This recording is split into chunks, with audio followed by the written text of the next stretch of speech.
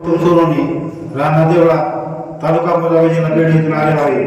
मी याचा करता आलो की आईला थोडंसं दिसत होतं. इथून आल्यानंतर महाराजांचा आशीर्वाद घेतला, वाऱ्या केला, पारायण केलं. आता आई सध्या सध्या दिसते, चलते आई तुमच्या हा इथे या. काय होत नव्हतं? दिसत नव्हतं काही थोडं काही दिसत नव्हतं. काहीच नाही. बर आता म्हणून मी आलो, पुन्हा पारायण केला, घेतला, औषध खाल्ले, बराच दर्शन घेतलं. पण आज सध्या आई स्वतः हाताला काही समज करते कुठे टाळ्याच्या गजरामध्ये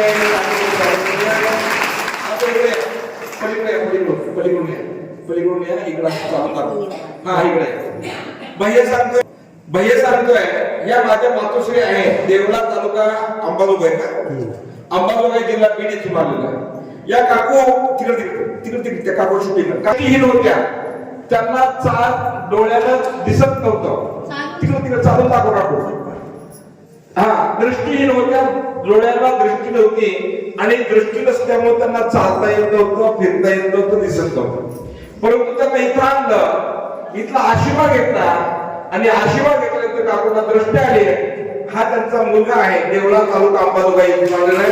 तो सांगतोय इथला आशीर्वाद घेतल्यानंतर दृष्टी आली आहे. हा त्यांचा अनुभव आहे. धन्यवाद. आशीर्वाद.